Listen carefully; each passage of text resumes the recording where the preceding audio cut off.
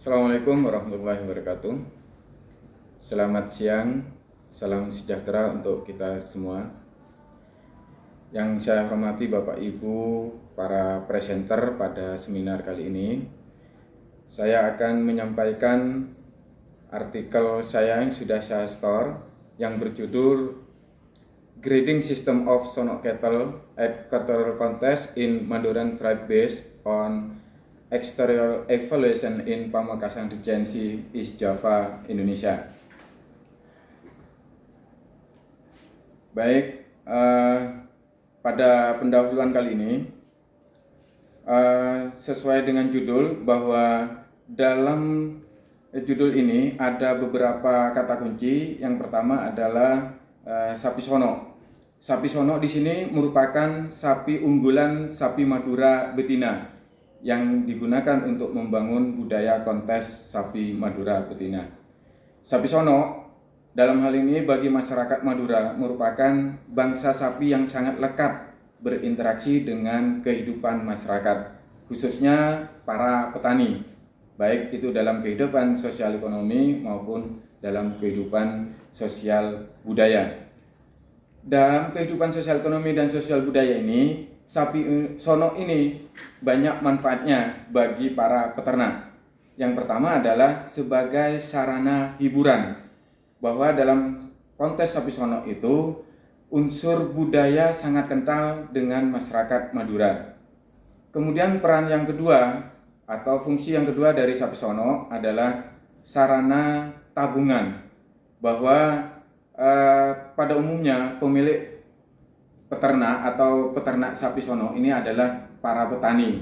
Dalam hal ini, di samping sebagai sarana hiburan dalam hal ini budaya kontes sapi sono, ini juga sebagai sarana untuk menabung apabila di kemudian hari para petani tersebut membutuhkan dana, misalnya seperti itu. Kemudian penelitian ini atau artikel ini dilakukan pada bulan Agustus tahun 2020, tepatnya di lapangan Socah Center, Kecamatan Waru, Kabupaten Pamekasan, Jawa Timur. Kemudian penentuan lokasi dan jumlah sampel. Jumlah sampel yang saya dapat dalam kontes kali ini adalah 64 ekor sapi sono. Kemudian kenapa dalam penentuan lokasi ini kita lakukan? Karena berdasarkan yang pertama adalah kemudahan dalam pencarian data. Kita ketahui bahwa lokasi sumber bibit di Pamekasan ini ada 4 kecamatan, yaitu Kecamatan Waru, Pasian, Batu Marmar, dan Kecamatan Pakong, di mana secara geografis keempat lokasi ini secara geografis itu bentuknya adalah pegunungan, sehingga untuk mencari antar peternak ke peternak yang lain ini membutuhkan waktu yang cukup lama dan tenaga yang tidak sedikit. Nah, ini alasan pertama kenapa kita mencari data pada saat kontes. Kemudian yang kedua adalah kepastian sapi kontes. Artinya di sini apabila sapi sudah dibawa ke lokasi kontes ini tentunya sudah pasti termasuk sapi sono. Beda kalau kita akan mencari dengan sapi-sapi di door to door atau dari rumah ke rumah, itu belum tentu sapi sono, tapi termasuk sapi Madura secara umum. Ini dasar dari penentuan lokasi. Kemudian karakteristik eksterior yang diamati itu meliputi yang pertama adalah kondisi kulit, berikut juga dengan warnanya, bentuk tanduk, kelengkungan tanduk, kemudian bentuk moncong, bentuk kepala, bentuk dahi, kemudian juga kondisi leher, kemudian juga jumlah gelambir, kemudian juga bentuk punggung, bentuk perut, kemudian juga panjang ekor, serta keseimbangan kaki. Serta kategori kuantitatifnya adalah kategori berat badan. Dalam hal ini kita menggunakan formula Winter, sehingga kita harus mengetahui bentuk panjang badan dan tinggi badan serta lingkar dada. Kemudian dari hasil pengamatan dan survei di lapangan, kita akan bedah satu persatu. Yang pertama adalah kulit atau bulu, di mana dalam hasil penelitian ini diperoleh kondisi sapi sono secara umum sampai mencapai 67,5%. Itu kondisinya adalah bulu itu atau kulit pada sapi sono itu mengkilap dan mulus. Kemudian warna kulit ini agak berimbang, mulai dari merah bata, kemudian merah kekuningan sampai kekuningan emas, atau kata orang petani para sapi sono itu disebut dengan kuning padi.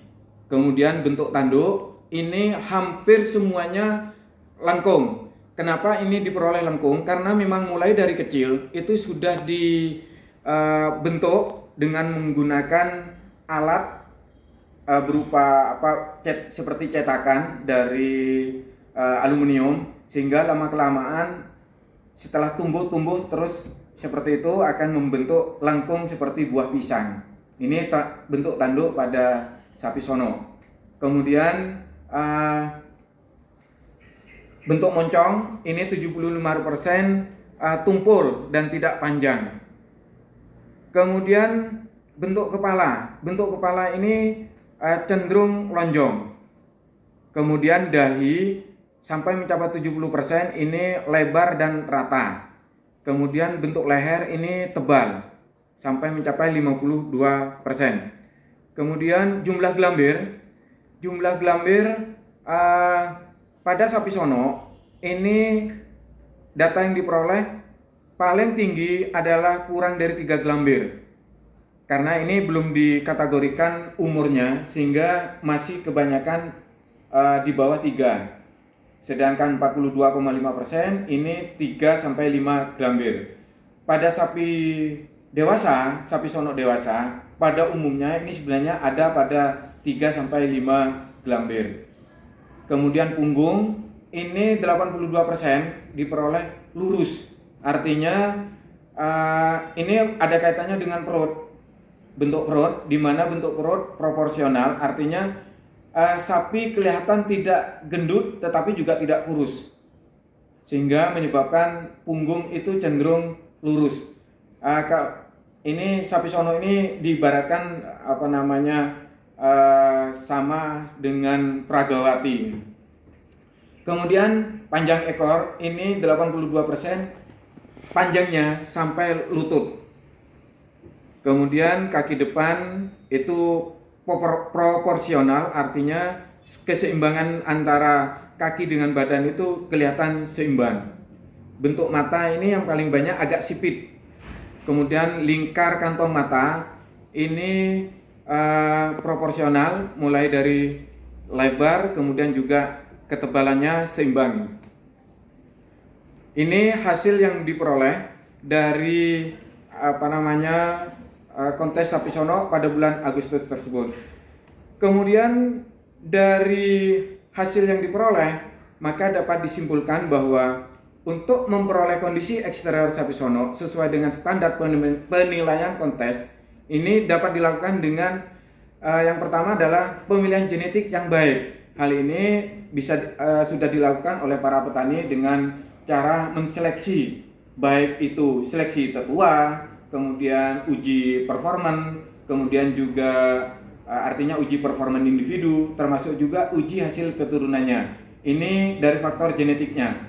Sedangkan dari aspek environment-nya atau lingkungan, ini perlakuan pada sapi sono itu agak berbeda dengan perlakuan pada sapi Madura secara umum. Mulai dari pemberian pakan yang kualitasnya tentunya baik, kemudian juga dengan menambahkan pakan penguat, termasuk juga perkandangannya, ini perawatannya lebih baik dibandingkan dengan pemeliharaan sapi Madura secara umum. Serta ini ada perlakuan khusus pada sapi sono, seperti latihan secara rutin, memberikan jamu yaitu ramuan khusus dari rempah-rempah, kemudian juga sapi dimandikan setiap hari, serta dilakukan pemijatan pada tubuh sapi. Bapak Ibu peserta seminar, mungkin ini yang bisa saya sampaikan pada artikel kali ini. Kalau memang ada yang perlu di-sharing atau kita diskusikan, monggo dipersilakan Bapak Ibu untuk bertanya. Baik, sebelumnya saya akhiri dulu. Assalamualaikum warahmatullahi wabarakatuh.